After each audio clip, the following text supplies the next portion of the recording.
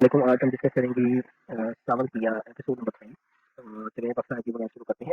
अच्छा ऐसे होता है ये एपिसोड शुरू होती है कि ना वो अच्छा हम गिराज खरीद देते हैं और जिससे अपने नाम करवा देते हैं, वो बीवी को सवाल कर बताता है कि मैंने ये रजिस्ट्री करवा लिया, जिससे उसकी बीवी भी खुश होती है।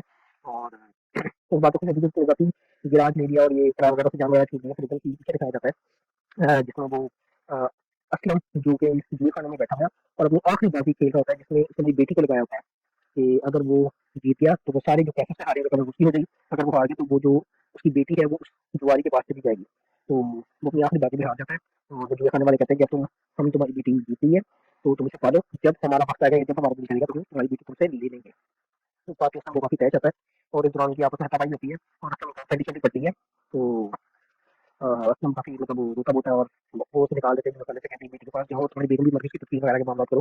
फिर एकदम से दोबारा हाथ में आ जाता है। असलम और उसकी फैमिली सो जाते हैं और अचानक कुछ लोग आकर दरवाजे पे जोर-जोर से खटखटाने लग जाते हैं। वो इतना फ़ील हो जाता है जैसे कोई गुंडे चल रहे हैं। असलम अपनी फैमिली के पीछे करके बाहर निकलता है, देखते के बाहर 3 गुंडे टाइप लोग खड़े हैं।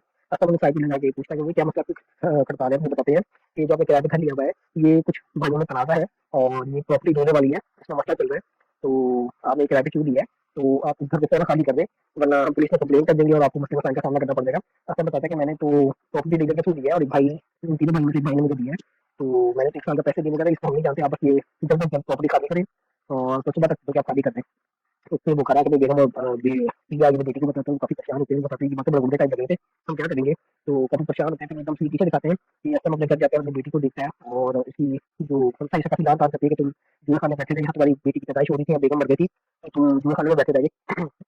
हाँ, और फिर उसे इसलिए क्योंकि अपनी बेटी का हमेशा के लिए ख्याल करना यही तुम्हारे गुनाहों का कफ़ारा है कि अगर तुम अपनी बेटी का सही तरह ख्याल करोगे तो समझ लेंगे कि भई तुमने तो जो है मतलब कफ़ारा अदा कर दिया गुनाहों का। तो फिर सीन कहा जाता है कि बहुत ज़्यादा अमीर-ज़ादा लड़का बाहर से आता है और जिसके आगे-पीछे गार्ड होता है, काफ़ी अमीर होता है, वो अपने घर में दाखिल होता है और अपनी चीज़ों-वीज़ों को देखता है। तो अगली सुबह ऐसे होता है कि सावन सुबह सवेरे उठ के ब्रश कर रहा होता है और ब्रश करते हुए से बाहर एकदम वही गुड्डे सावन एक्चुअली पिया का ही हमसाया होता है।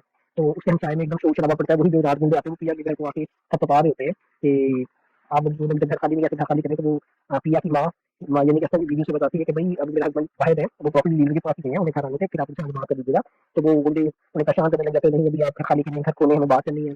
तो ये सारी बातें सावल से लेकर एकदम साइड में जाते हैं।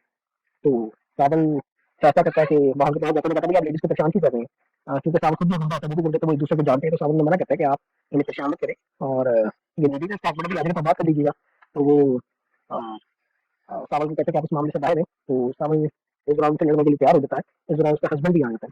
तो जब हस्बैंड आता है, तो वो फिर आके कहता है, "भई आप लोगों को मैंने टाइम दिया तो आप भी आगे बढ़ के प्रॉपर्टी डीलर भी अपने साथ ले आता है।" तो वो फिर फैसला करते हैं, घर में बैठ के सब फैसला करते हैं, वो घर में कहीं उसकी पंचायत होते हैं, तो जिसपे सावन ने बताता है कि भई इन्होंने प्रॉपर्टी डीलर को सारे पैसे दिए, अगर ये प्रॉपर्टी बचने वाली तो ये आप लोगों का मसला है, इनका मसला नहीं, तो ये किराएदार कहीं जाएँगे, यहीं रहेंगे।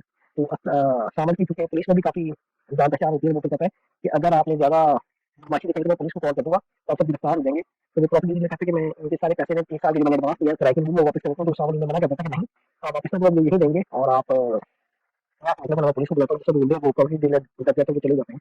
तो सावन कहते हैं वो उसने पिया को देखा था, उसके गुस्से में थोड़ा दीवाना होता है, उसके चक्कर में ये सारा कुछ मामला कर रहा होता है।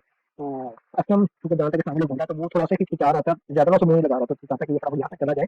तो उसकी उसी दौरान बेगम पिया के यहाँ चाय-शाय वगैरह भेजती है, तो जब कसम खा देते हैं कि वो जा रहे हैं, ये बात वो सावन भी सुन लेता है कि वो चाय के हवाले से अपनी बेटी को मना कर देता है कि नहीं-नहीं आप अंदर वापस ले जाओ, सावन वो लोग वगैरह जा रहे हैं।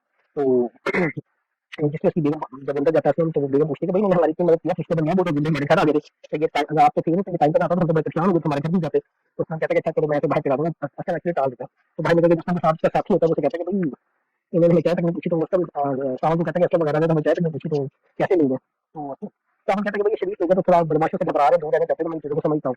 तो या इस दौरान वो ऐसे तक किया छत पे जाती है और छत में कबूतर को बादल डाल देती है, तो आस-पास आस-पड़ोस में रीति को शहर में सावन खड़ा नज़र आता है। तो उसे पता चलता है कि अच्छा ये सावन जहाँ पड़ोस में रहता है, जब सावन घूमने पर देखता है तो उसे सिया नज़र आती है। तो जिसे देख के वो हल्का-सा मुस्कुराता है, समझ जाता है कि सिया उसे ही देख रही है, फिर वो कमरे में जाके दरवाज़ा बंद कर देता है, शहर में खड़ा होता है।